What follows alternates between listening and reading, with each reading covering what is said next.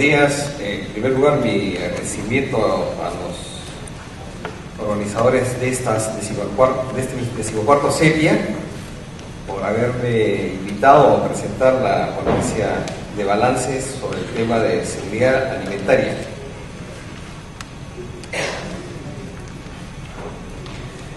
Bueno, este tema de seguridad alimentaria, que es el tema, digamos, una forma, digamos, de pensar el tema del hambre, comienza a surgir, sobre todo a partir del siglo XX.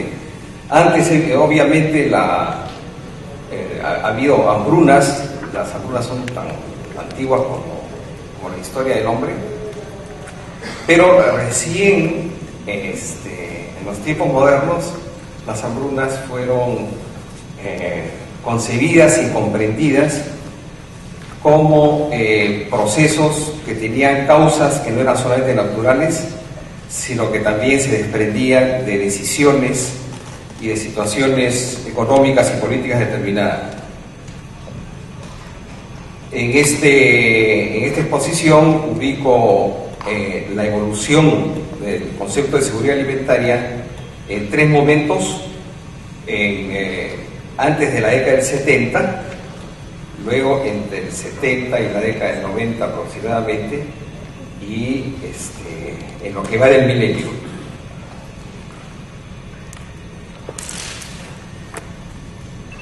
De lo que he encontrado sobre el tema, porque es un balance sobre los estudios realizados básicamente en el Perú sobre la seguridad alimentaria, y la verdad es que no he encontrado demasiadas cosas, no es fácil hacer un balance cuando no hay una masa crítica suficiente de estudios, de investigaciones, de conocimiento acumulado que permite analizar enfoques, perspectivas analíticas diferentes, acumulación de conocimientos, etc.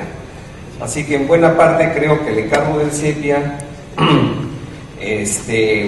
tiene como uno de sus propósitos más bien interesar al colectivo del CEPIA, al colectivo académico, a introducir en su agenda de investigaciones un tema como la seguridad alimentaria, que, como veremos, es de suma importancia.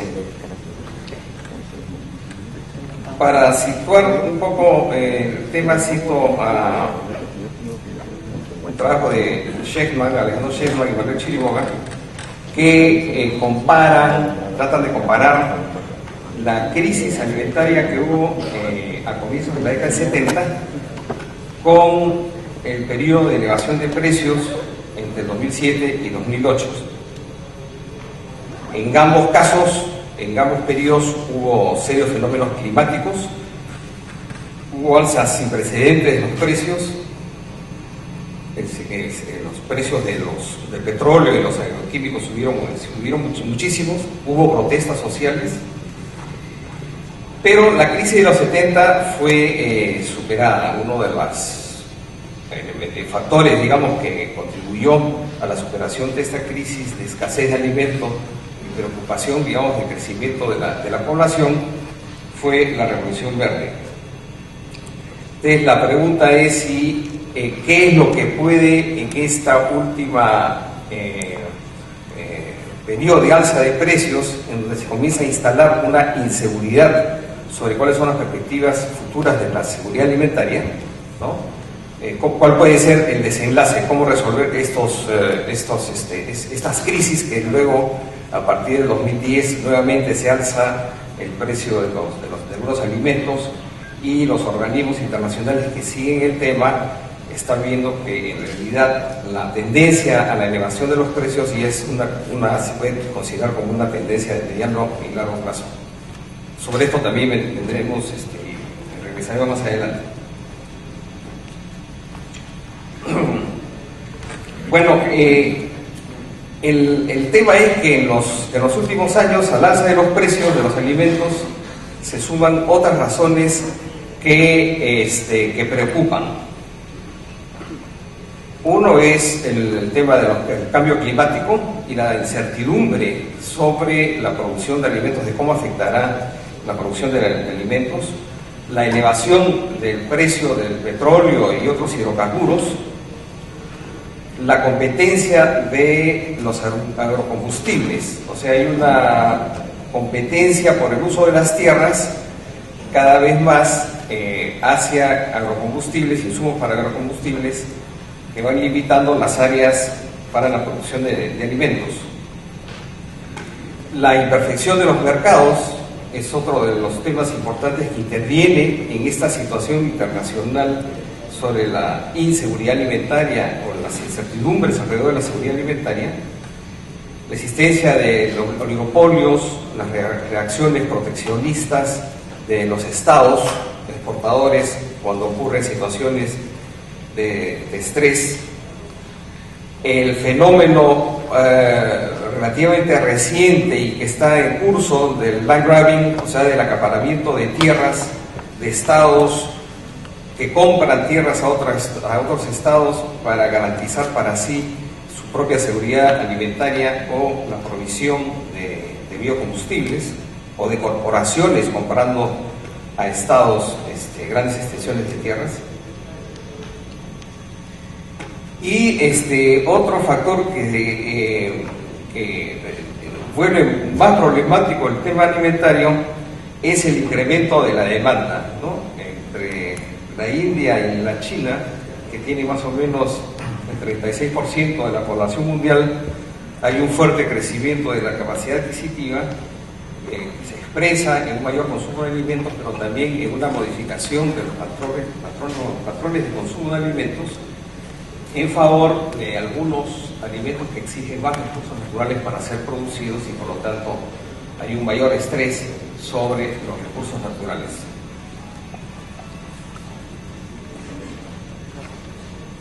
Entonces, viendo las cosas en perspectiva, en el largo plazo, pareciera que la manera en que habitualmente se han hecho las cosas alrededor del negocio alimentario y la provisión de alimentos ya no va en el futuro. O sea, esa situación no es ya sostenible.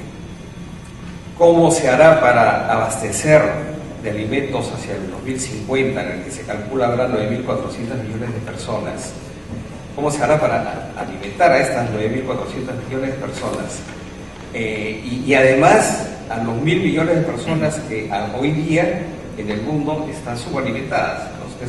Son grandes desafíos que estima la FAO van a requerir por lo menos el incremento del 70% de la producción de alimentos entre hoy y el 2050.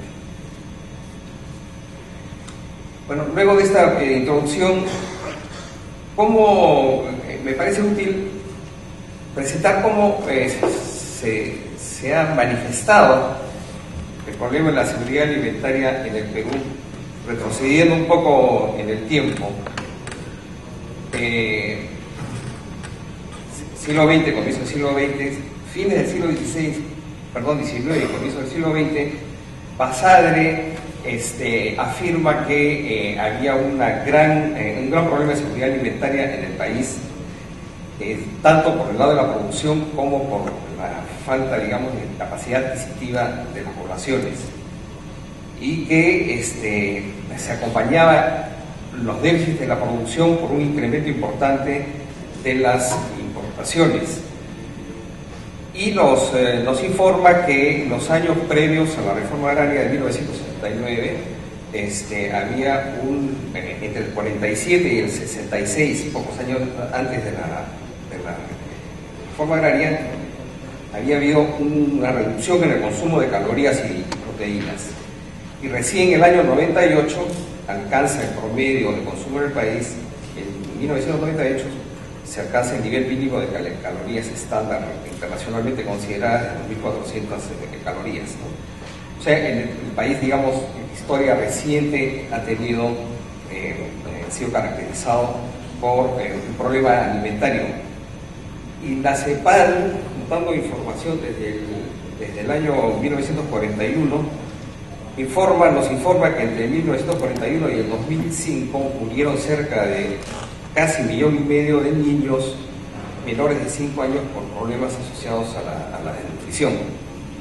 A esto podemos agregarle los datos del INEI, etcétera, que han sido bastante difundidos, sobre el alto porcentaje de niños menores de 5 años que están desnutridos, sobre los problemas de anemia, sobre el hecho de que las áreas rurales en el país, digamos, la incidencia de estos problemas es mayor que en las áreas urbanas, y particularmente en algunos departamentos la situación es realmente dramática. El IFPRI, con sede en Washington, que todos los años establece un índice global del hambre, ubica al Perú en el puesto 52 de 130 países que no incluyen a los más desarrollados, como más altos índices de hambre, y considera además que el Perú está en una situación muy frágil por características, digamos, el impacto que puede tener el cambio climático, etcétera, ¿no? Todo esto para decir que el tema de la alimentación y la seguridad alimentaria en el Perú merece la consideración y la atención mucho mayor de la que ha tenido actualmente.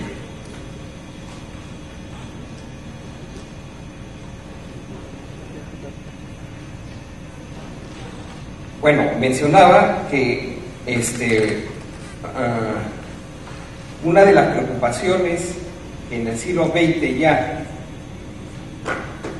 influye que en el entorno internacional se incorpore en la agenda pública el tema alimentario y la seguridad alimentaria, es que en el siglo XX hubo una serie de eventos de hambrunas, no solamente en Asia, en China, en Corea del Norte, no solamente en África, sino también en Europa, ¿no? Aunque ya esto en la primera mitad del siglo XX, en España murieron más de 200.000 personas luego de la guerra civil, no como consecuencia directa de la guerra civil, no por la guerra misma, sino por el problema del desorden de gestión y administración que vino después.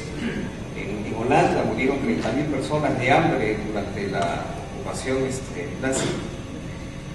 Y en el siglo XXI, el mundo, con todas las adelantos, ventajas, etcétera, vemos sobre todo en el caso de África situaciones de hambruna casi inminente. En el 2008, casi más de 3 millones de somalíes.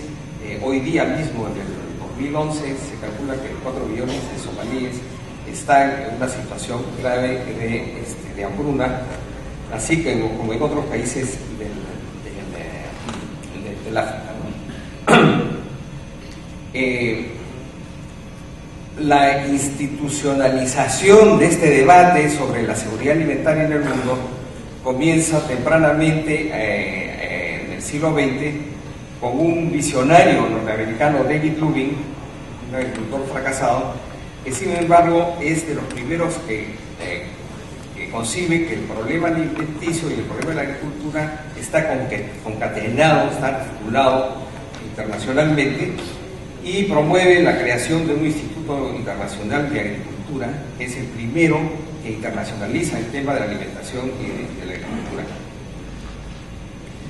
Años después, en plena guerra, Franklin Delano Roosevelt, hace una reunión en los Estados Unidos para contemplar el tema de la alimentación. Más adelante, el año 48, en la Declaración Universal de Derechos Humanos se reconoce el derecho a la alimentación. Pero quisiera mencionar dos personas que tuvieron una muy fuerte influencia en consolidar el tema de la seguridad alimentaria y del hambre en el mundo, uno de ellos y el otro en el Perú. En el mundo fue un brasilero, Josué de Castro, que en la década del 40 y comienzos del 50 escribió dos libros, ¿no? Uno, Geografía del hambre, y el otro, Geopolítica del hambre. Están agotados, pero el de Geografía del hambre uno lo puede encontrar en internet pirateado. Lo interesante es que en estos libros José de Castro considera que el hambre fuese considerado como un problema con orígenes sociales y económicos y no una fatalidad causada por la naturaleza. Y en el libro Geopolítica del Hambre hace un recorrido, tanto temporal como territorial, por los diferentes continentes, mostrando qué es lo que había ocurrido con el tema alimentario y sobre todo aportando una visión muy podríamos llamar de economía política sobre el tema del problema de la alimentación en el mundo. Y escribió que en realidad el tema es un tema de modelos de desarrollo, el que exista una hambrunas en el mundo, que esto dice existen hambrunas en el mundo, en realidad dice, está referido a un subdesarrollo, que el subdesarrollo no es la ausencia de desarrollo, sino la consecuencia de un modelo universal de desarrollo equivocado. El subdesarrollo es el producto de una mala utilización de los recursos naturales y humanos. Y solo a través de una estrategia global de desarrollo capaz de movilizar a todos los factores de producción en favor de la colectividad, podremos eliminar, dice, el subdesarrollo y el hambre de la faz de la tierra. José de Castro luego cumplió un papel muy importante en la FAO, en la consolidación de la FAO recién formada y en introducir este tema del hambre, un concepto, mirar el tema del hambre como un concepto que finalmente dependía de decisiones políticas. En el Perú, un émulo de José de Castro fue Carlos Malpica, muchos recordarán el nombre. Carlos Malpica escribió a finales de los 60 un libro que se llama La Crónica del Hambre en el Perú.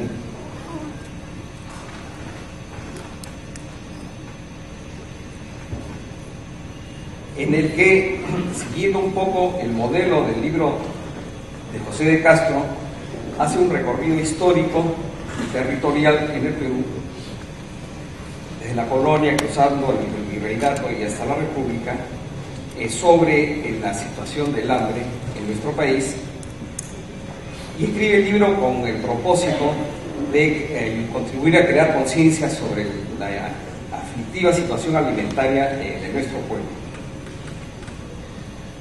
Él se pregunta sobre las causas del hambre y atribuye que son, en el Perú, y atribuye que son dos causas principales. Uno es un problema de producción, de atraso de la agricultura, un problema de producción,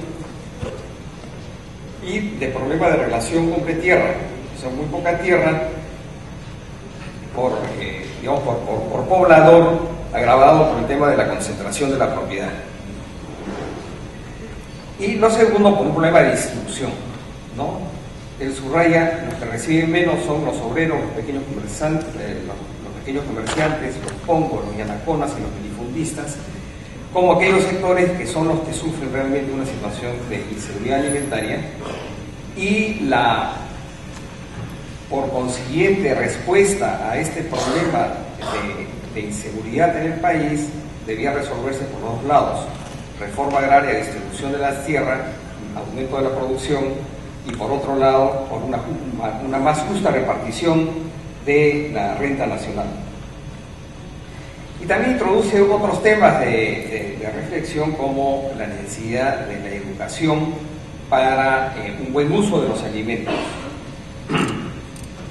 Ahora, quizá una de las partes más interesantes de la Crónica del Hambre, del libro de Malpica, es que él le dedica un capítulo a un pasaje poco conocido en el país, sobre una hambruna que hubo en los años, en la segunda mitad de la década de 1950, cuando hubo una sequía prolongada de 2 o 3 años en el departamento de Puno, y que realmente produjo una muy grave situación alimentaria, que obligó a migraciones, etcétera. Hubo víctimas en esta hambruna, y en fin, en el relato que hace sobre este gran drama, hay un punto que me parece que es muy importante, porque creo que en el horizonte, a mediano plazo en el Perú pueden ocurrir cosas similares. Es decir, digamos, cuando en el Perú se habla sobre seguridad alimentaria, ni por asomo nos imaginamos nosotros que debemos incluir entre nuestras preocupaciones el tema de las hambrunas, ¿no? Pero hambrunas ha habido en el Perú y sobre todo las incertidumbres que introduce la inseguridad alimentaria, el cambio climático, pueden generar situaciones de muy grandes sequías, de sequías prolongadas o de inundaciones, de desastres naturales, que creen en determinados lugares y territorios graves problemas de seguridad alimentaria, ¿no?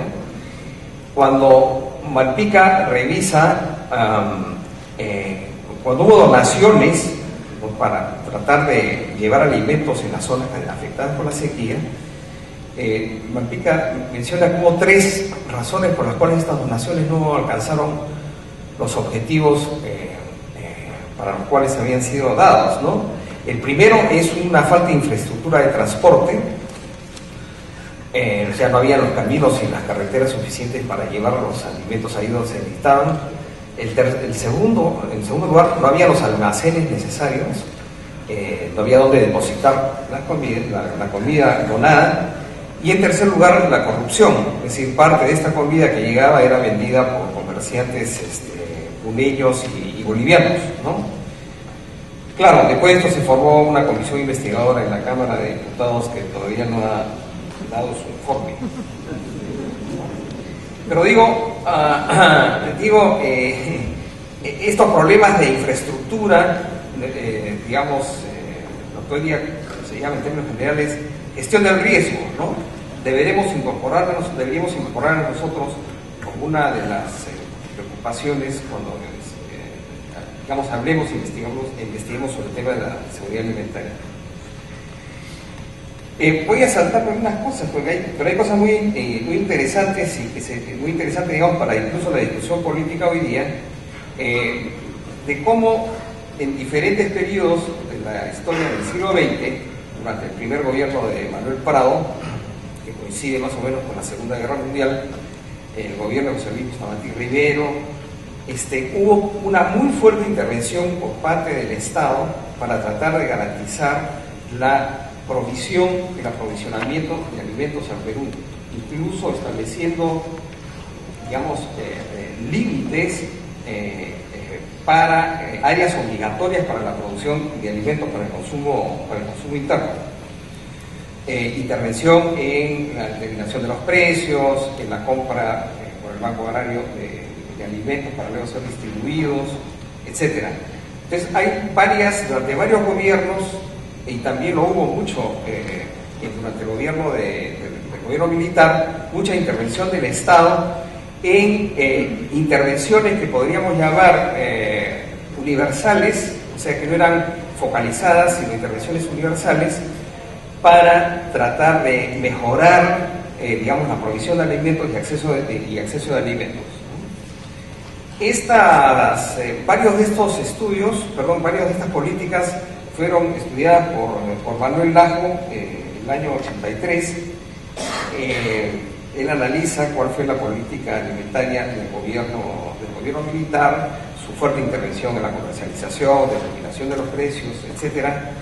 Y concluye que al final de cuentas todas estas políticas produjeron al final de rebote efectos contrarios a lo que se quería, porque al intervenir en los precios distorsionaron todos los precios relativos, aseguraron y los mecanismos de subsidios promovieron mucho más las importaciones, modificaron los patrones de consumo de alimentos para incorporar más alimentos procesados agroindustrialmente, etc. Entonces, esta desintervención universalista, digamos, para enfrentar el tema alimentario, terminó fortaleciendo aquellas, digamos, instituciones y aquellas empresas, oligopolios, le llama el Lajo, que al final de cuentas, él mismo, Lajo, considera que está en la base del problema alimentario del país.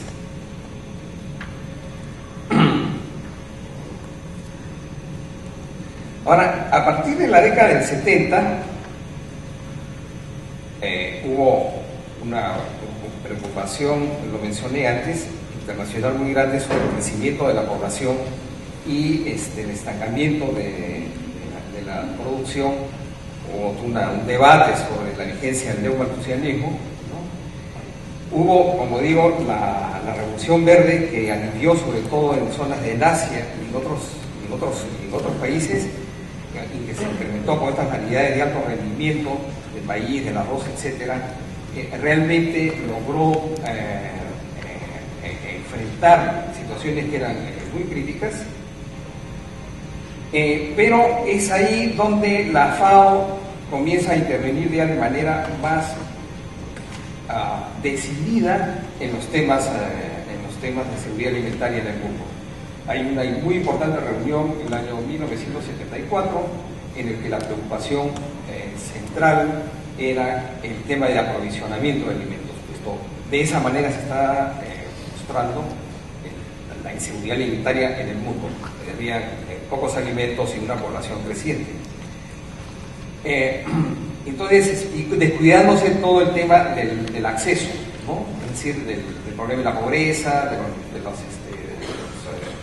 la capacidad de consumo de las poblaciones. Toda la preocupación fue hacia la oferta. Hay que producir lo suficiente para tener una oferta. Pero ya hacia finales de la década del 70 y comienzos del 80, cuando hubo un incremento muy importante de la producción, entonces los temas de demanda, de acceso a la alimentación, comenzaron a ocupar el interés de estos organismos internacionales como un elemento fundamental para la seguridad alimentaria.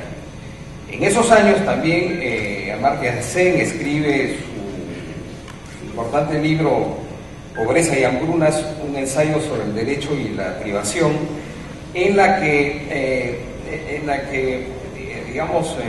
desbarata el argumento de que las hambrunas son producidas básicamente por escasez de la producción de alimentos, y más bien las refiere a que estas son producidas por problemas de acceso, por problemas de poblaciones que pierden, digamos, el derecho a arribar a esos, acceder a esos alimentos.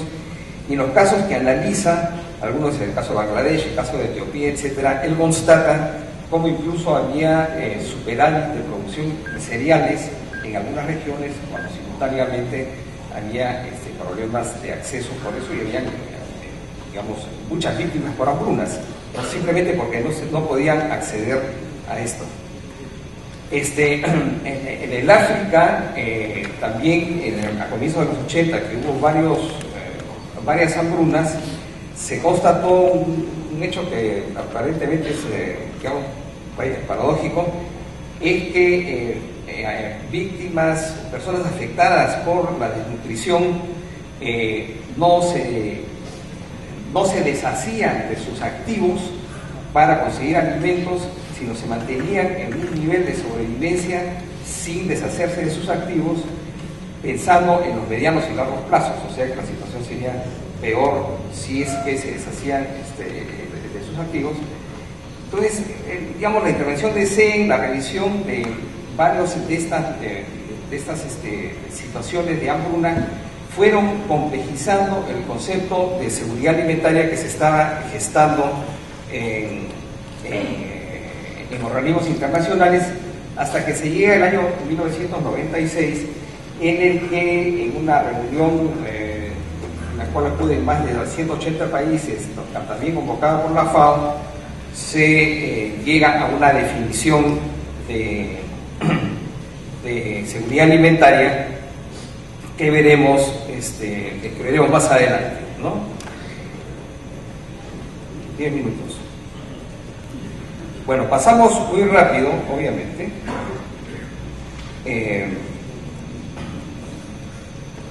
Y la definición que finalmente se adopta en el año 96 sobre seguridad alimentaria, digo que es importante este asunto de definiciones, porque luego van a ser incorporadas por los gobiernos. Esta definición de seguridad alimentaria es incorporada por los gobiernos para, a partir de ella, los gobiernos definir sus propias políticas alimentarias, ¿no? Entonces, existe seguridad alimentaria cuando todas las personas tienen en todo momento acceso físico y económico a suficientes alimentos inocuos y nutritivos para satisfacer sus necesidades alimenticias y sus preferencias en cuanto a los alimentos, a fin de llevar una vida activa y sana. Entonces, lo importante en esta definición es que incorpora lo que es disponibilidad, o sea, que haya los alimentos suficientes, acceso, no basta que haya alimentos suficientes, sino que la población pueda acceder a ellos, uso, que estén bien utilizados estos alimentos para que alcance su máximo aprovechamiento nutritivo, estabilidad, es decir, que la provisión de alimentos sea estable, y la institucionalidad necesaria para que todo esto funcione. Precisamente en el mismo año en que ocurre esta definición, Vía Campesina, que es una organización internacional de campesinos, propone una definición alternativa, que es la de soberanía alimentaria, al considerar que la manera en que estaba ocurriendo el proceso de globalización, los estados iban perdiendo autonomía respecto de las decisiones que podían tomar para asegurar la seguridad alimentaria de sus propios países. Y mientras que la preocupación principal de la FAO se centraba en la disponibilidad de alimentos, la soberanía alimentaria, esta definición alternativa, incide también en la importancia del modo de producción de los alimentos y su origen. Es decir, reclama soberanía de los estados sobre los acuerdos internacionales comerciales, por ejemplo, soberanía de los estados para definir sus propias políticas alimentarias, pero además en su propuesta privilegia que la producción de alimentos debe recaer básicamente en lo que es la agricultura familiar, en una agricultura que es más orgánica, que rechaza los organismos genéticamente modificados, que postula que el agua debe ser un bien público. En fin, es una definición que no solamente atiende la necesidad de asegurar la producción de alimentos, sino también una forma de organización de la producción y una forma incluso de organización de la sociedad. Es una perspectiva, digamos, bastante campesina. Ahora, en contraste con esta complejidad del problema alimentario y de cómo ha ido discutiendo la discusión y cómo se ha ido complejizando la discusión en el mundo, puesto que la realidad misma iba mostrando que el tema de la seguridad alimentaria era algo muy complejo. En el Perú, los estudios sobre seguridad alimentaria han sido relativamente recientes, y de lo que yo he revisado, yo trazo ahí una especie de inicio, un trabajo que hizo Carlos Amat y Dante Curonisi, que es publicado a comienzos de 1980 y que se basa en una encuesta nacional que se aplicó de consumo de alimentos, que se aplicó a comienzos de los años 70, y en donde el estudio es bastante interesante porque tiene todo un análisis y una reflexión sobre la familia como unidad económica, como un sistema de autoridad y de decisión. Y está lejos simplemente de considerar la familia como un ente homogéneo, como uno de los puntos, digamos, en el sistema, digamos, agroalimentario, sino como una especie de unidad que es heterogénea internamente, que decide internamente sobre la manera en que cada hogar define sus maneras de afrontar el tema de la seguridad alimentaria, y hace intervenir una serie de elementos, Amat y Curonisi, una serie de elementos culturales, por ejemplo, para explicar el comportamiento de los hogares respecto al tema alimentario. Y en el estudio, es uno de los primeros estudios también que mide la importancia del autoconsumo en la seguridad alimentaria de las familias. En un momento, esto como digo, el año 1972, en que en la sierra, por ejemplo, el 82% de la producción familiar se destinaba al autoconsumo. 5 minutos, vaya. Muy rápido, Lajo, también a comienzos de los 80, y acá voy a hacer una cosa muy rápida, para variar. Digamos, Malpica, Lajo, y muy pocos otros, analizan el tema alimentario y de la seguridad alimentaria un poco como sistemas y de una perspectiva más de economía política, en donde en la seguridad alimentaria, el análisis de la seguridad alimentaria está vinculada a hechos que tienen que ver con el poder, que tienen que ver con oligopolios, con oligopsonios, con intervenciones del Estado, etcétera, ¿no? Muchas de las investigaciones que vienen después, sobre todo a partir de la década del 90 y del 2000, reflejan el cambio de orientaciones que hicieron los gobiernos respecto al tema alimentario. Hasta más o menos el gobierno militar, las políticas respecto al tema alimentario que se definieron se hicieron sobre la base de lo que he llamado estas intervenciones universalistas. Es el problema de aranceles, el problema de subsidios, etcétera, que no discriminaban, sino que consideraban al consumidor en su conjunto.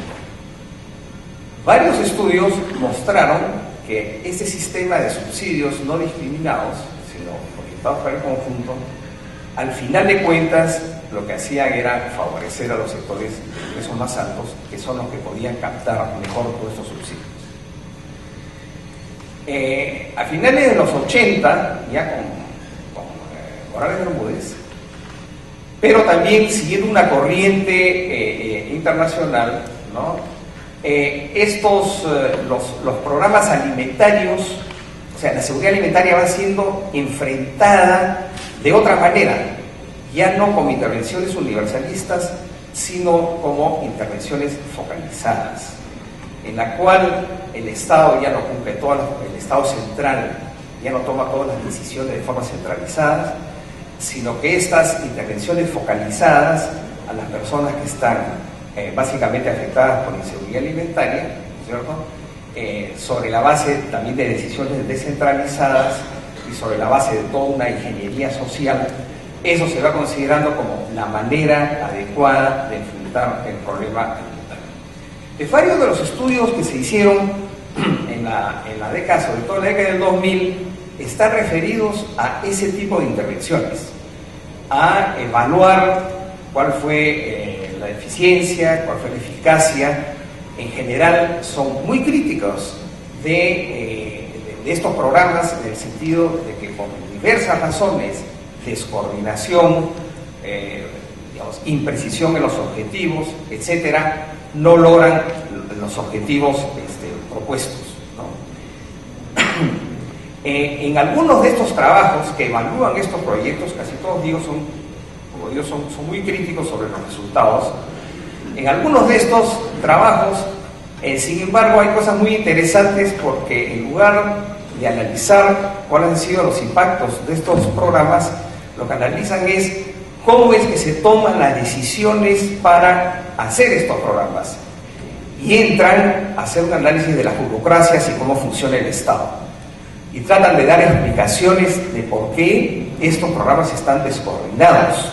Entonces no están descoordinados simplemente por un problema de planificación, etcétera, sino por una serie de presiones y de influencias que se ejercen al interior del Estado y en la relación del Estado con sectores de la sociedad, ¿no?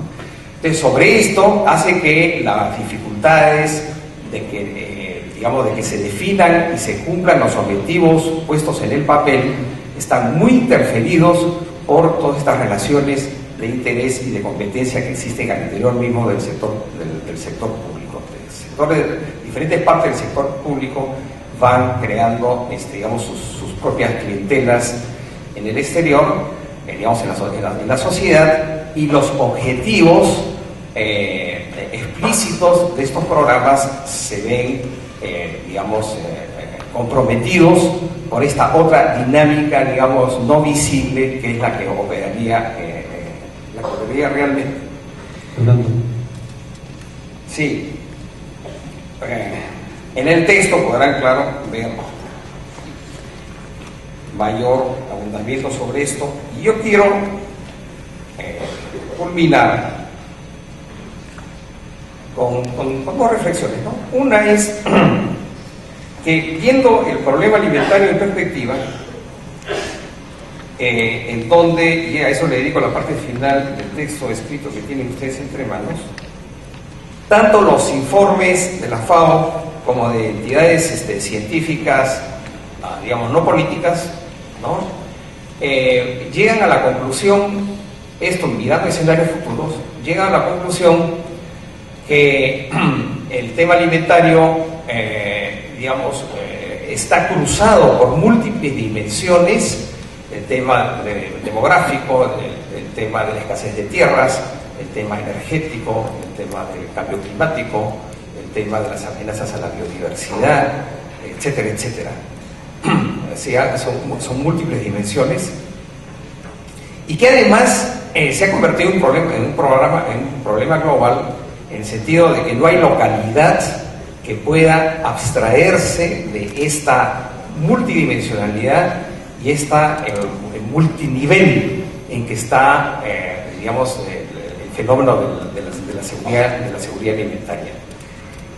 Entonces, esta visión compleja de la seguridad alimentaria, digamos, está muy distante de las preocupaciones que yo he podido constatar en los estudios que se realizan en el Perú sobre el tema.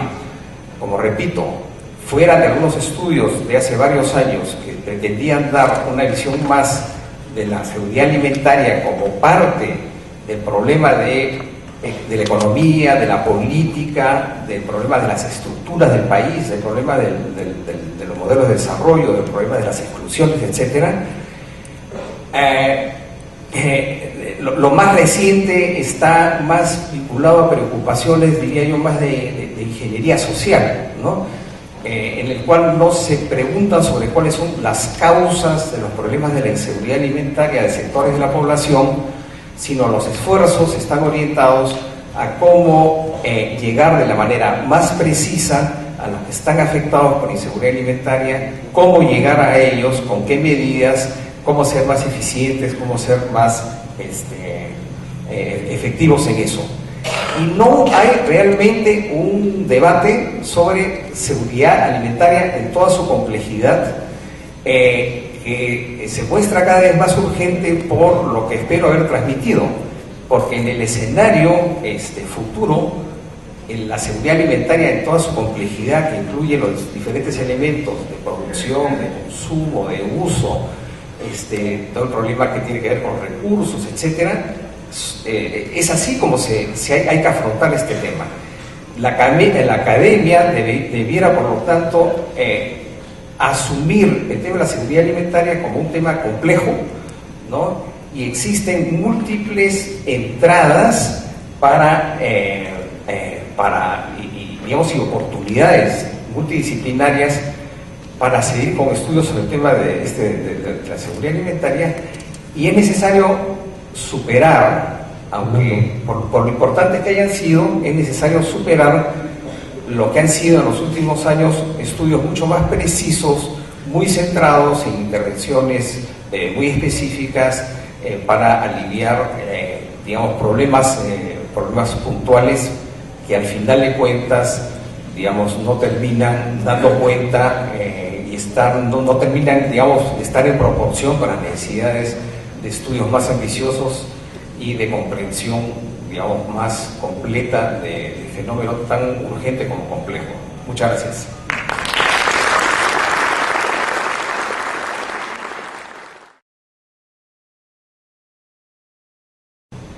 La ponencia de Fernando es una ponencia bien interesante y a la vez creo que bastante difícil de comentar. Permítanme presentar inicialmente algunos números que creo que son interesantes. El documento de Fernando incluye 41 referencias bibliográficas, quitando 5 referencias a artículos periodísticos y a páginas web, quedándonos con lo que son básicamente el trabajo más académico, ¿no? De esas 41 referencias, 8 están asociadas a estudios a escala mundial de la FAO, de ISPRI, 5 tratan el contexto alimentario en América Latina, 7 son documentos conceptuales que no se refieren al Perú, y descontando estos documentos tenemos 21 documentos que se refieren sobre temas de seguridad alimentaria en el Perú.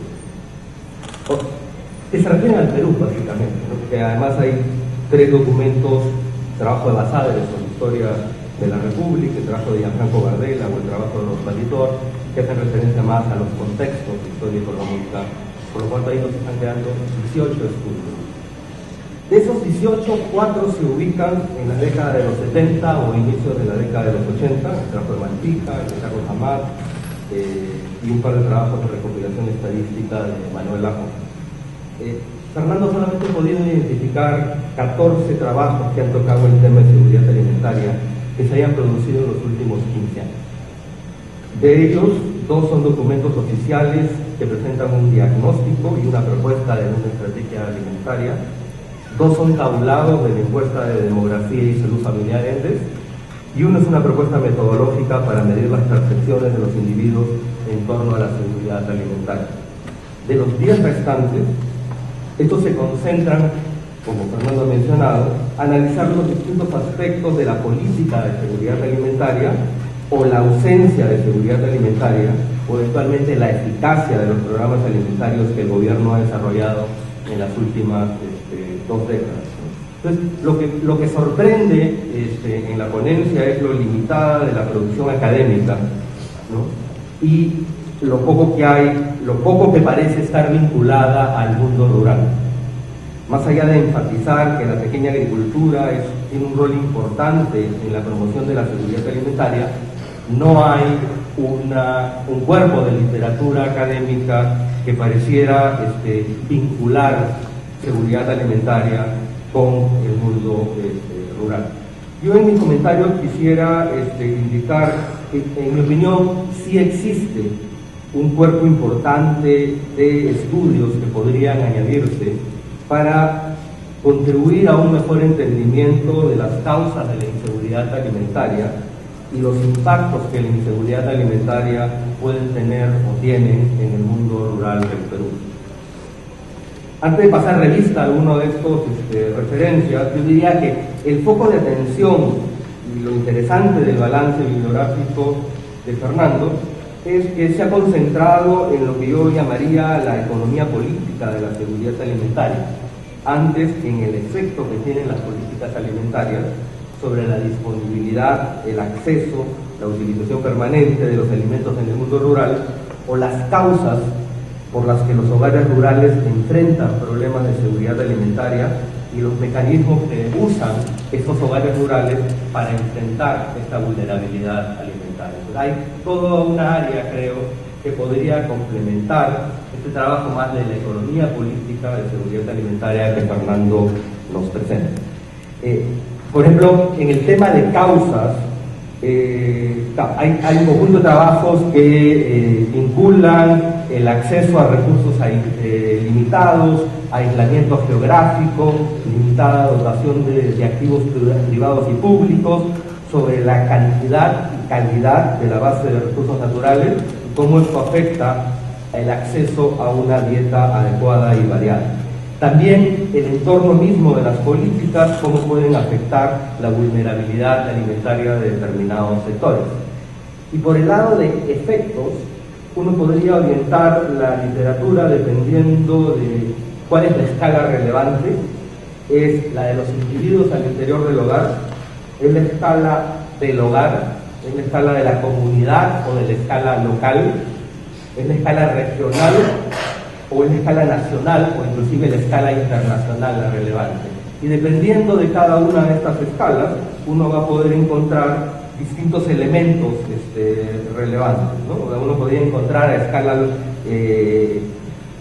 de los individuos todos los temas de desnutrición que Fernando los ha mencionado en su ponencia, ha dicho que no son un elemento que él está manejando directamente dentro del balance bibliográfico. Pero también está la escala de vulnerabilidad de los hogares frente a shocks el tema de estrategias de diversificación de los hogares para enfrentar la vulnerabilidad alimentaria, los trabajos que se han hecho sobre los temas de seguros, donde uno ve cómo existen determinados efectos de esta inseguridad alimentaria y políticas que puedan enfrentar la inseguridad alimentaria, ¿no? No todos, por ejemplo, los que tienen acceso, no todos los que tienen niveles de inseguridad alimentaria padecen hambre o tienen efectos nutricionales negativos, ya sea desnutrición crónica o sobrepeso. Importan las estrategias de diversificación de los hogares, importan el acceso a las redes sociales. Hay un trabajo interesante de Corín Valdivia, por ejemplo, para el programa de rumiantes menores, donde muestra cómo en los hogares rurales del Perú, tanto en Perú como en Kenia, que es el otro caso que estudia, los rumiantes menores, bajo el control de las mujeres, contribuyen tanto al autoconsumo del hogar como a mejorar la capacidad adquisitiva, la calidad de la dieta, mejorando la cantidad y calidad de la disponibilidad de alimentos dentro de los hogares rurales. En el rol de las políticas, hay algunos trabajos que miran los programas de alimentación y cómo estos han tenido efectos tanto en los elementos nutricionales como en los elementos cognitivos de los niños en el medio rural, trabajos como los de Cueto, los de Polis, los de Jacobi, que podrían ser interesantes de mirar.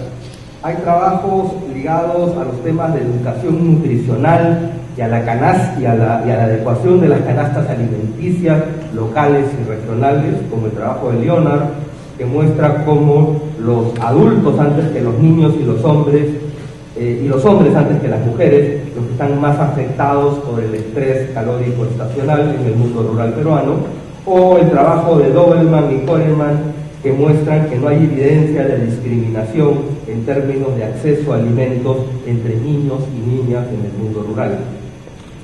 Un área complementaria creo que es el área del impacto de los programas.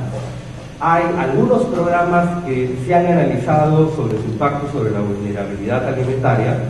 El estudio del corredor Cusco-Puno tiene una evaluación final del impacto que muestra impactos importantes sobre la capacidad de compra de alimentos, por la diversificación de la dieta, por el incremento en el acceso a proteínas animales. Y hay otros trabajos que tienen una focalización muy clara en términos de un objetivo de seguridad alimentaria, como por ejemplo el programa Sierra Productiva, que básicamente no han sido analizados de manera independiente sobre el impacto, y esa efectivamente es una tarea pendiente. El trabajo de Fernando me parece, de otro lado, cuando toca el tema de políticas, mira los temas de cómo estas políticas han tenido un impacto distributivo diferenciado, pero se queda mirando un poco, por ejemplo, el trabajo de Carlos Amat y el impacto, como ese tipo de políticas tuvieron determinados impactos negativos, pero omite varios estudios más recientes. Por ejemplo, la propia evaluación del primer gobierno del APRA y los impactos distributivos de las políticas de precios y subsidios, como los impactos distributivos sobre vulnerabilidad alimentaria del gobierno de Fujimori. Ahí hay también varios trabajos, Diseño, Julio Paz, Oval, entre otros. Fernando afirma que prácticamente no hay trabajos que discutan la definición de seguridad alimentaria, y eso es cierto, ¿no? Hay algunos temas complementarios que me parecería interesante levantar en el debate: el tema de acceso a la propiedad, acceso y control sobre los recursos, y lo que significa en términos de seguridad alimentaria. Ahí hay un trabajo bien interesante de Leonard en los 90, que muestra cómo en el caso de un estudio de largo plazo sobre el distrito de Ñuñoa, en Puno, donde el acceso a la tierra tiene un impacto muy directo sobre las restricciones o no al consumo de alimentos y los patrones en el consumo de alimentos y nutricionales. o el propio, o un libro editado muy recientemente por el IEP que mira los temas de seguridad hídrica y cómo hay una correlación muy clara entre seguridad hídrica y seguridad alimentaria. Fernando nos menciona bajo un título de su ponencia que son los desafíos del nuevo milenio. Y creo que ahí hay un tema sumamente interesante, porque si algo que es claro en la ponencia es cómo el contexto internacional define muy claramente cuáles son los temas de agenda en torno a los temas de vulnerabilidad alimentaria y cómo eso ha ido cambiando en el tiempo. Pero en varios de esos temas donde hay estos desafíos asociados a los temas de biocombustible, de cambio climático, de biodiversidad, de vulnerabilidad respecto a los términos internacionales, hay un conjunto de referencias sobre lo que ha ocurrido en la investigación peruana que podrían ser añadidos. En el tema de biocombustibles, existe el trabajo de la Red de Acción en la Agricultura Alternativa, que discute ampliamente el tema de la implementación de agrobiocombustibles y cómo este tipo de elementos, por elementos técnicos que se precisan en este documento, ponen en riesgo la sustentabilidad de los sistemas productivos y la conservación de ecosistemas. En el tema de cambio climático están los trabajos como el de Brian Mark y otros, o el de Buri, donde se muestra que en comunidades alrededor de la Cordillera Blanca, donde se reportan riesgos crecientes asociados a la mayor incertidumbre sobre los ciclos agrícolas, existen importantes vulnerabilidades en torno al acceso de alimentos y a la frecuencia de estos. Los trabajos de Erika Trigoso y del propio ITDG, Soluciones Prácticas aquí en Piura, donde se muestra el impacto del fenómeno del Niño, cómo incrementa la vulnerabilidad socioeconómica y afectan la seguridad alimentaria. En los temas de biodiversidad, me puedo encontrar un trabajo de Beri sobre el impacto de las ventajas y desventajas del etanol a partir de la caña de azúcar respecto al impacto del biodiesel, respecto a la palma o patropa, y cómo este tipo de discusión que la menciona Fernando en su ponencia tiene connotaciones locales muy específicas respecto a manejo de agua, por ejemplo, que es un tema central. Pues están los trabajos más recientes sobre el impacto que tiene propulsar las propuestas de papa nativa y las iniciativas regionales coordinadas por el CID que tienen explícito el tema de seguridad alimentaria, y ahí tenemos también las iniciativas de vincular a pequeños productores que logran potenciar la biodiversidad de sus productos a través de articulaciones con los mercados de la industria, en el caso, por ejemplo, de Frito-Lay y papas nativas. Entonces, creo que hay un conjunto de referencias bibliográficas recientes que amplían la cobertura de temas de seguridad alimentaria que podrían fortalecer la ponencia. Hay algunos otros temas. Es interesante, Fernando menciona que el propio Sepia no ha trabajado mucho el tema. Yo creo que no es así, creo que depende de cómo miremos el tema. Entonces puedo dejar a mi tocayo, que cuando hizo el balance de cambio tecnológico hace múltiples referencias a cómo los temas de seguridad alimentaria terminan afectando los estos patrones de cambio tecnológico en el agro. Entonces, sí hay varios trabajos que podrían combinarse con, creo que esta visión general que Fernando nos propone en torno a cómo la agenda cambia y cómo el entorno internacional afecta esa agenda y cómo hay patrones de largo plazo, junto con estos elementos de corto plazo que a mí me parece central y complemente la ponencia que Fernando nos ha presentado. Muchas gracias.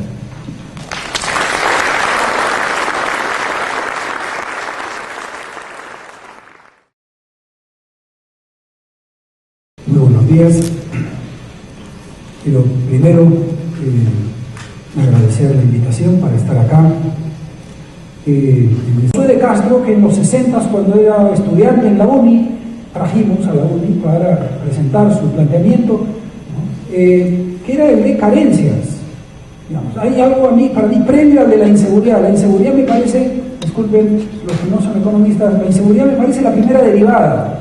O sea, algo así como un segundo concepto, ¿no? Después de la constatación de las carencias. Las carencias son producto de la subsidiariedad, perdón, de la inseguridad, sin duda. Igual vulnerabilidad. Verán en el texto de la página 24, ¿cierto? Se entra ahora el concepto de vulnerabilidad a la inseguridad. Ya es, disculpen de nuevo la segunda derivada, ¿verdad? O sea, me parece como que uno se aleja de un enfrentamiento más directo a un problema de carencias, digamos, flagrantes, que no sé si el concepto de seguridad revela con suficiente precisión. Sin duda el problema de la seguridad alimentaria, dicho lo primero, es heterogéneo en problemáticas, es distinta a la seguridad alimentaria en Suiza, ¿no es cierto?, pero también hay problemas, que en Somalia, y también diversidad de enfoques. Yo sentiría la necesidad de hacer algún cuadrilátero de doble entrada entre la heterogeneidad de las problemáticas y la diversidad de enfoques, ¿no?, para entrar, pero yo no soy capaz de hacerlo, o sea, no tengo la trayectoria en este tema como para ensayar una cosa decorosa. Y luego un último punto introductorio, el del pasado y el presente. Vengo muy impresionado de una lectura que he hecho de Robert Fogel, F-O-G-E-L, Premio Nobel de Economía hace unos años, historiador eminente, que trabajó mucho los temas de esclavitud y de la razón de la libertad de los esclavos en Estados Unidos, y que trabaja en los últimos años sobre salud y en plan de alimentación. Y tiene un libro que plantea el problema del hambre, etcétera, desde 1700, como buen historiador, hasta el 2100. Imagínense la audacia, ¿no?, hacia el pasado y hacia el presente. Y lo que plantea es que el siglo XX es el siglo del gran cambio en este sentido, que se expresa, entre otras cosas, en el aumento de estatura de las personas y de su masa corporal. En una interacción muy interesante entre masa corporal, esfuerzo y alimento. Es la discusión de por qué unos países tienen poblaciones de menor estatura, ¿no es cierto?, otros de mayor, y a qué se debe. ¿Es un defecto o es más bien una característica que no es defecto, sino que corresponde a una interacción entre esfuerzos y alimentos y no es un mero efecto? Sin duda, el problema principal en este tema en el mundo y en el Perú, el más urgente, sigue siendo el hambre y la hambruna, como ha mencionado Fernando, y por lo tanto la carencia, que es la expresión de la máxima inseguridad. A futuro, el tema va a ser cada vez más importante, vuelvo a Fogel, y es porque dice que así como hubo una época, un siglo de la revolución agraria, ha habido otro siglo de la revolución industrial, ha habido otro siglo de las telecomunicaciones, TICs, o como quieran llamarlos, se viene el siglo XXI como el siglo de la salud. Y pone muchísimos datos sobre el impacto, el lugar de la salud en el Producto Bruto Interno de los países, en cantidad de razones muy interesantes y curiosas, pero convincentes, de esta problemática como la gran industria del siglo XXI. No sé si tendrá razón, pero en todo caso es un elemento importante a tomar en cuenta. El porcentaje del PIB, pero el porcentaje del presupuesto familiar en salud está aumentando, y así hay otros indicadores que sugieren que este problema es serio y muy costoso, y que la alimentación es un ingrediente de esta problemática sin ninguna duda. Creo que el trabajo de Fernando ha puesto más acento, y era inevitable poner acentos, en la disponibilidad de alimentos que en el acceso.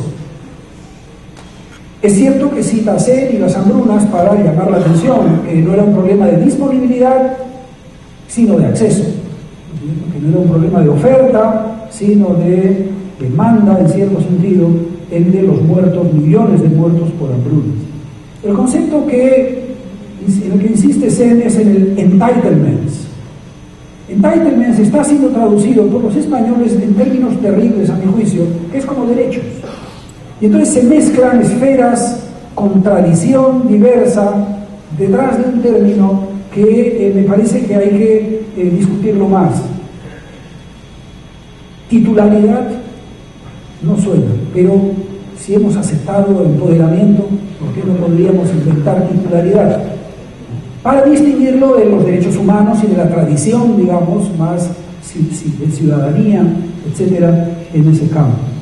Sen insiste en un artículo para decir, no hay ley contra el hambre. O sea, el mundo de los derechos no ha incorporado al hambre como un derecho que termina siendo legal. Es cierto, si alguien se muere de hambre no se viola ninguna ley y nadie viola ninguna. Y estamos, por lo tanto, ante un problema que no ha terminado de incorporarse entre las prioridades de la humanidad, porque tendría otro estatus más completo y más exigente sobre las sociedades. El tema del Estado, entonces, es fundamental. Lo hablamos a cada rato cuando insistimos en el Perú, blindaje presupuestal, ¿no es cierto?, frente a ciertos programas vinculados a esto, diversidad de ataques, diversidad cultural, y es un tema familiar, desde el Estado a la familia. Uno siempre se pregunta por qué en migraciones todavía hay gente que no puede viajar afuera porque tiene un juicio de alimentos de por medio, ¿no es cierto?, y por lo tanto tiene que responder a su responsabilidad familiar, ¿no?, en este campo, con ayuda del Estado. Menciono dos grandes temas que tenía como agenda de intervención. Uno que también complementa lo de Fernando, porque creo que el trabajo de Fernando acentúa más oferta que demanda. Y está bien, hay que acentuar oferta, es un gran problema, y simultáneamente el tema de la demanda se está sofisticando mucho en las discusiones. En la definición está el término necesidades y preferencias, como leí hace un rato. Bien, desde el punto de vista de cuán libre es uno para evadir el hambre, que sería un enfoque de Sen, un enfoque de libertades, cuán libre es uno para evitar el hambre.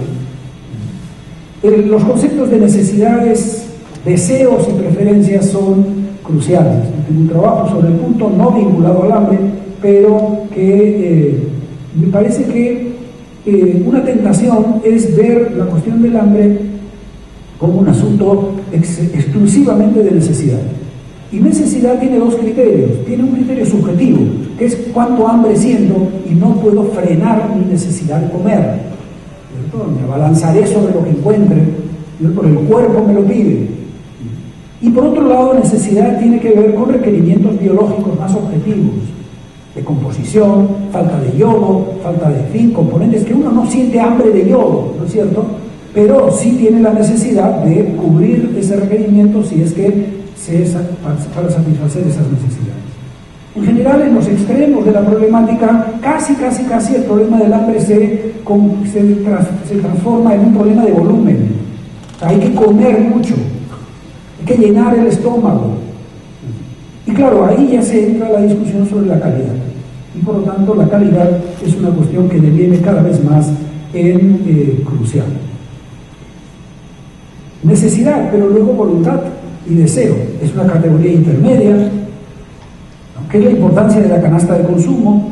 Tiene que ver con los gustos, las culturas que son tan importantes en esta problemática, ¿no?, y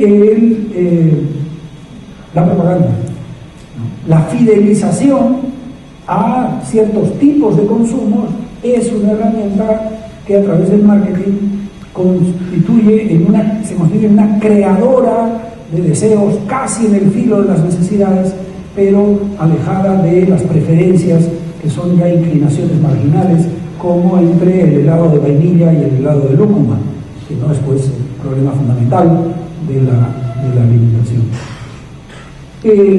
En este asunto, el problema del hambre y de la seguridad alimentaria no es para las políticas públicas el poner comida en la boca, Porque esta perspectiva, que sigue estando vigente dada la gravedad del problema, y cuando uno ve las fotos de Somalia, ¿no?, es como que hay que ponerle en la boca a la gente algo de manera de resolver el problema. En esta perspectiva, la gente es vista como paciente y no como agente.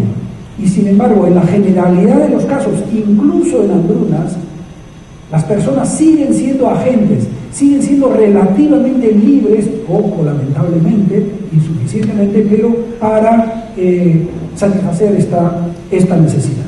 No entro en más detalle. El último punto en el minuto, y es el de la relación que Javier mencionó, que también sería fuente de trabajo adicional, y aludió a CEPIA 11, ¿no?, en donde presenté un asunto sobre cambio tecnológico y tipos de agricultura. En la tipología de estrategias y enfoques agrarios, uno de los enfoques era seguridad alimentaria. La seguridad alimentaria es un hecho y es a la vez un objetivo, es una descripción y es una prescripción. Faltan explicitar propuestas. Y cómo está en el enfoque de la soberanía alimentaria que mencionó Fernando, establecer las estrategias agrarias, pecuarias habría que medir, cosa que no he trabajado, me parece fundamental. En el caso de la seguridad alimentaria, que dije es uno de los 5 enfoques que unos amigos de La Molina me regalaron cuando les pedí que me resumieran enfoques, ¿no?, con Marlene Castillo y varios otros, es seguridad alimentaria como enfoque, agroexportación como alternativa también, revolución verde, el enfoque social, el empleo rural y el agroecológico. ¿Qué quiere decir? El enfoque de seguridad alimentaria en la agricultura compite con otros enfoques. O sea, está en disputa y en juxtaposición con otros enfoques. Entonces habría que analizar más este punto, porque yo solo lo he puesto y lo he analizado, pero no lo he exprimido, ¿no?, para ver relaciones entre estrategias agrarias y seguridad alimentaria. Ahí hay un territorio muy interesante y provocador que habría que trabajar.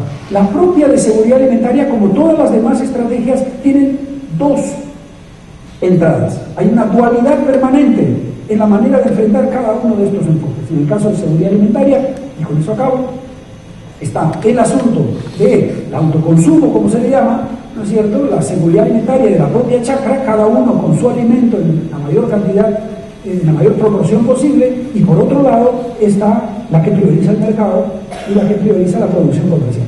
O sea, dentro de seguridad alimentaria hay 2 estrategias agrarias totalmente distintas, ¿no?, que apuntan supuestamente en la misma dirección. Entonces, de nuevo, es otro tema de agenda que el trabajo de Fernando provoca para conectar seguridad alimentaria con estrategias agrarias, porque no hay una relación ni rígida ni entre nutrición y alimentación, y tampoco hay una relación nítida, rígida, entre alimentación y agricultura. Se puede entrar a nutrición o alimentación a través de vacunaciones y a través de otras rutas también, complementarias y decisivas para que el metabolismo humano, etcétera, etcétera, opere. Entonces, conectar y darle la autonomía relativa a cada uno de estos grandes problemas, como es nutrición, alimentación y agricultura, en nuestro caso, me parece un asunto muy interesante para trabajar. Muchas gracias.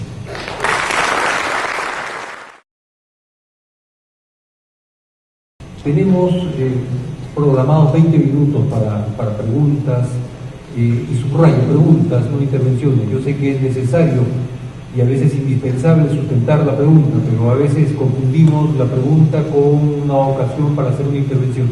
Entonces yo les pido que hagamos uso responsable del autocontrol para poder permitir que otras personas puedan también intervenir.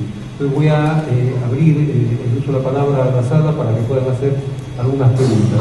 Y anoto, por favor, quién, luego usted y ahí atrás, por favor. El señor Lugo.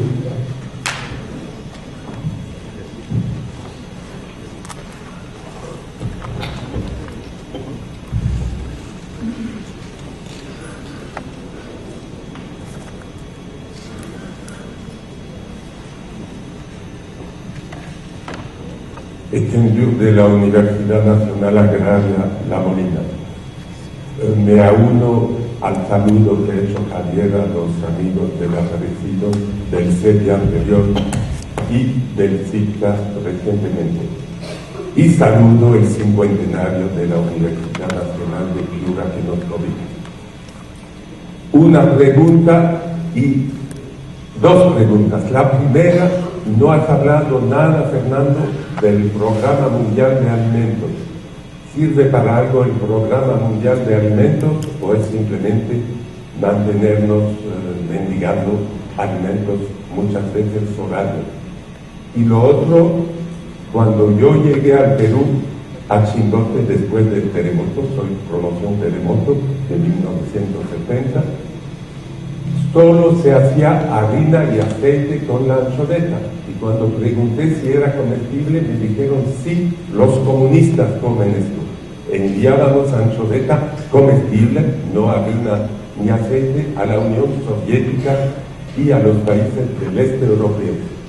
Bajo el gobierno anterior y con el ministro Rey, ministro del Opus Dei, hemos empezado a consumir anchoveta comestible de consumo humano con recetas del Rafael Rey. La anchoveta se ha vuelto comestible o por hambriento o por comunista o por sabroso. Ya podemos consumir anchoveta en el Perú. Gracias. Gracias, Equim. Por favor, el micrófono al señor de Blanco.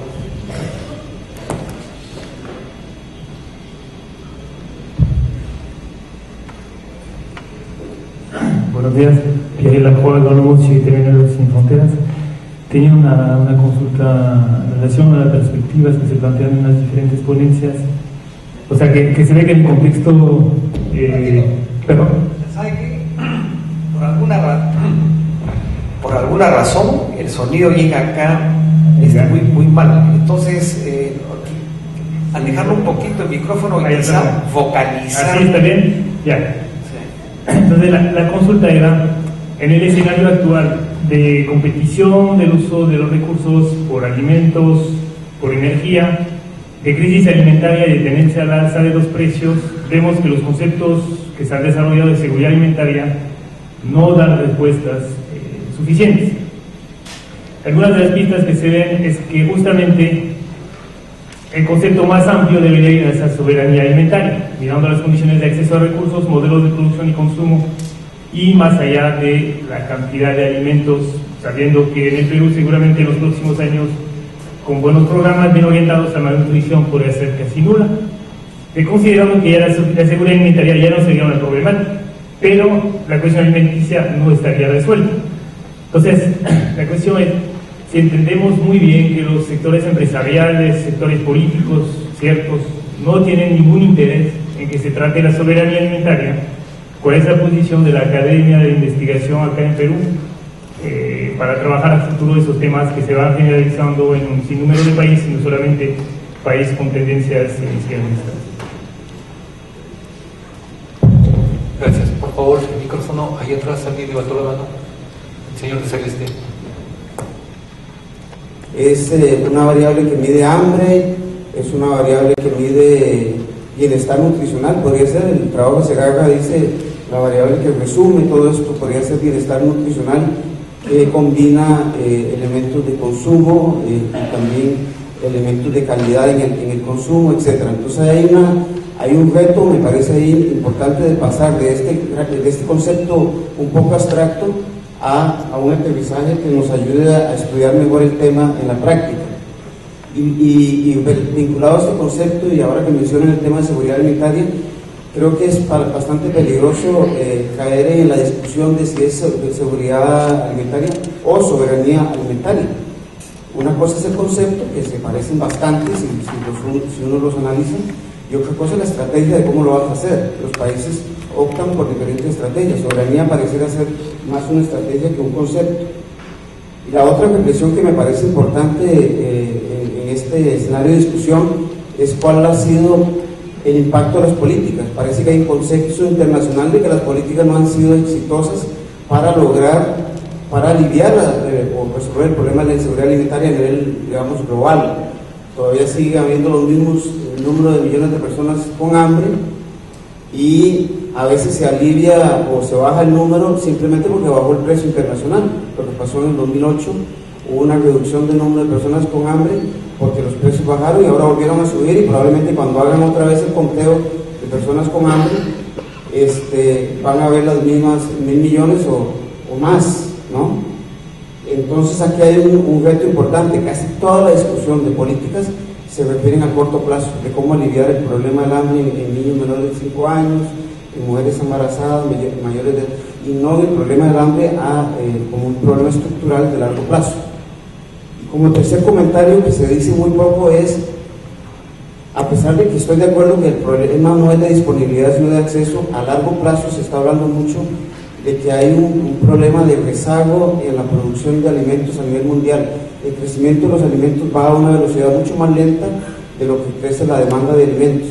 Entonces aquí hay todo un rol de aumentar la producción a largo plazo de alimentos de forma sostenible, con unas restricciones estructurales que son clarísimas, que van a salir en el seminario: el agua y la tierra, entre otros elementos. Gracias. Muchas gracias.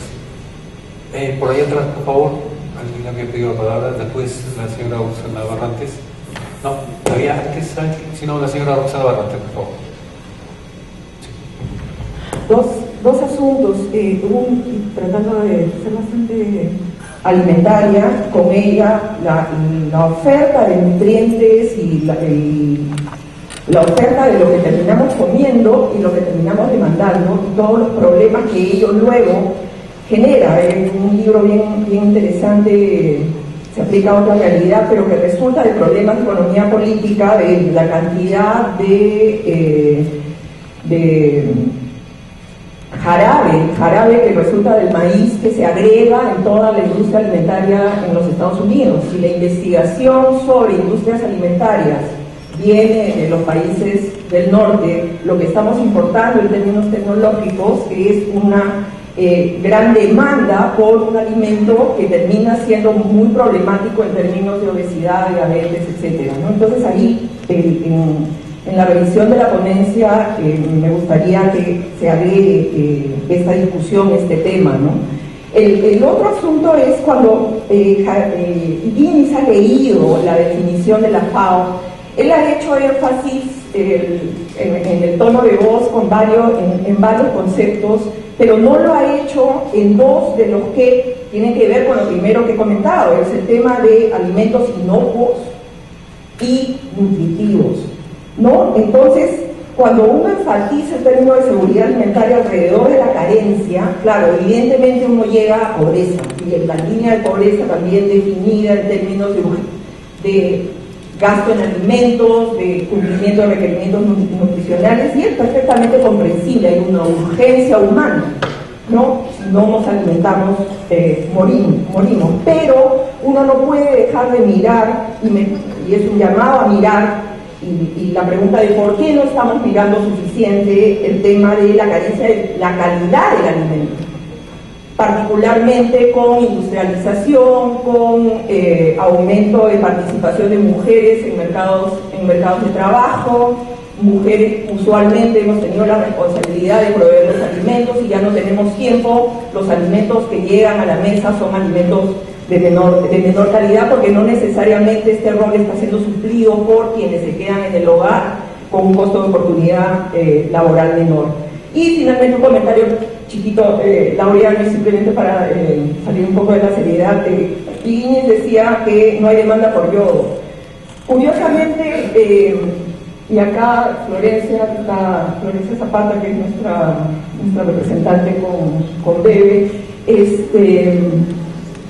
lo que las mujeres embarazadas sabemos es que estos antojos de los que tantas bromas se hacen son en realidad esas demandas por esos nutrientes que nos están faltando. Entonces, claro, queremos leche, pero en realidad lo que falta es calcio, ¿no? Y queremos el yogur a las 2 de la mañana y lo que falta es calcio. Entonces, hay temas ahí que nuestro cuerpo nos da mensajes que no necesariamente se trasladan en el nutriente que falta.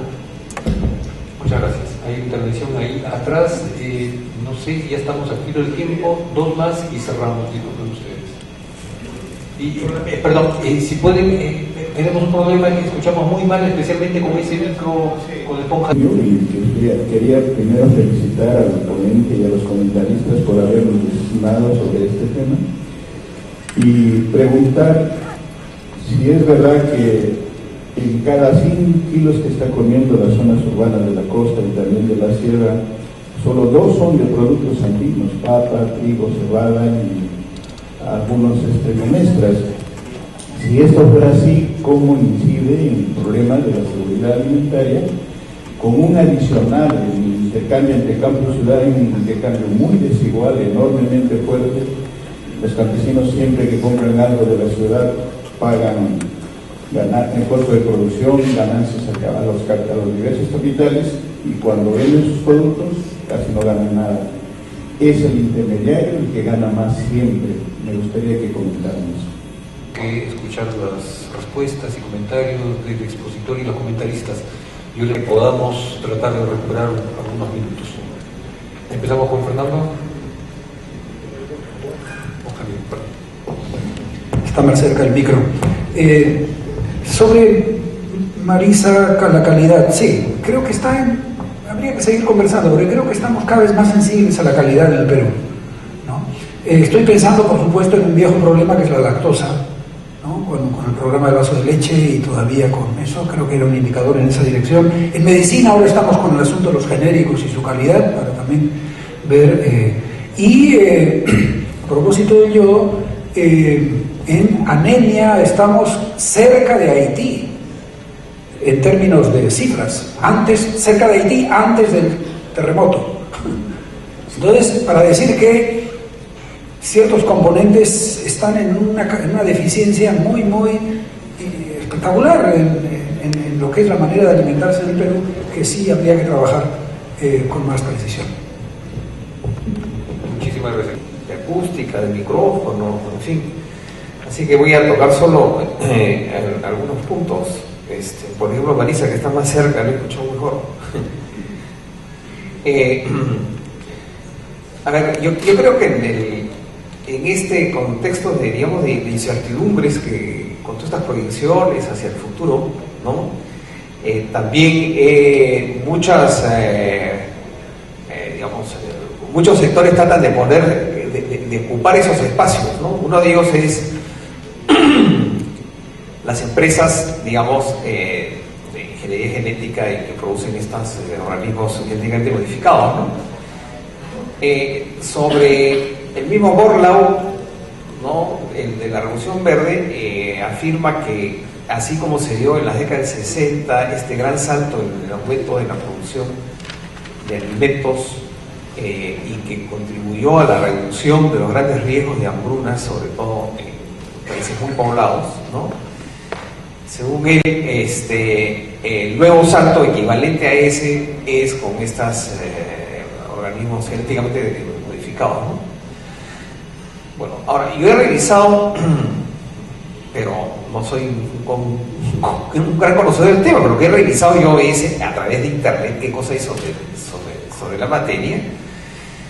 Y lo que hay sobre la materia es que pueden tener estos organismos genéticamente modificados, pueden tener una serie de atributos, pero no necesariamente ese, ¿no es cierto?, de incremento de rendimientos, y que más bien hay una larga tarea por delante de posibilidad de incrementar los rendimientos sobre la base de lo que ya son tecnologías, digamos, probadas y tradicionales. Entonces, o sea, hay muchos productores en el mundo y en el Perú cuyo piso, digamos, de rendimiento puede ser elevado utilizando tecnologías que son conocidas, que están en uso y que son digamos, probadas y aceptadas, etcétera, ¿no? Un punto que me parece bien preocupante es todo el tema del uso de la tierra. Se está modificando muy rápidamente el uso de la tierra, y no es independiente de eso el mismo proceso de concentración de la propiedad de la tierra, ¿no? Tanto a nivel, digamos, del país como a nivel internacional, una de las contradicciones que se avisoran es para qué se va a usar la tierra. En el Perú, sobre todo en lo que es la selva alta y también acá en la zona del Chira, en zonas del desierto, digamos, la tendencia a digamos, para dedicarlo a eso, a sembríos con insumos a etanol, biodiesel, etcétera, parece ser que lo que está mandando ahí es, digamos, la fuerza de las empresas que están presionando en ese sentido, ¿no? Y a medida que se van aplicando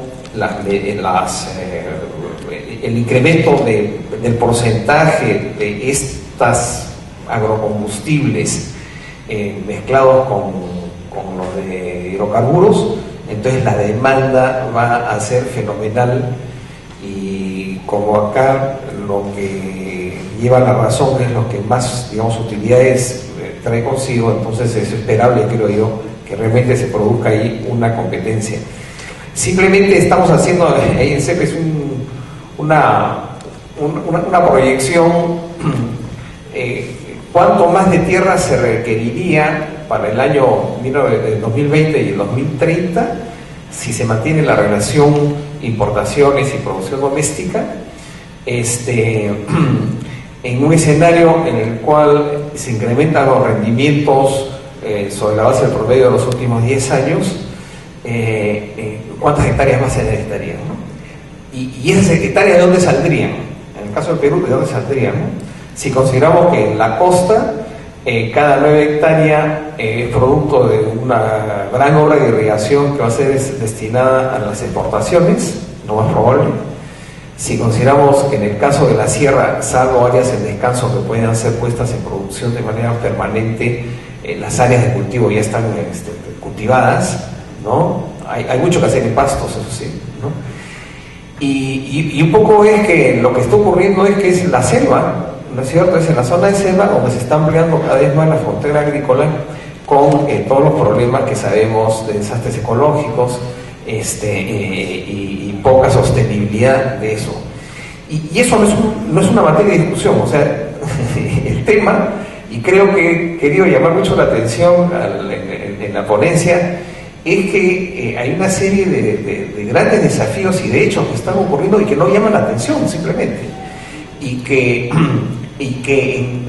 que son justificados sobre explicaciones y razones muy particulares que no se están refiriendo a elementos más contextuales, ¿no? Y mi preocupación también es que no veo que preocupación en los gobiernos de establecer estrategias que tengan que ver con estas tendencias de uso de los recursos naturales en función de ciertos objetivos. Entonces, me parece que la situación es muy preocupante, y me parece que ahí la academia debería cumplir un papel, digamos, estratégico para llamar la atención y conocer más las implicancias de todos estos problemas, ¿no? Gracias. Gracias, Fernando.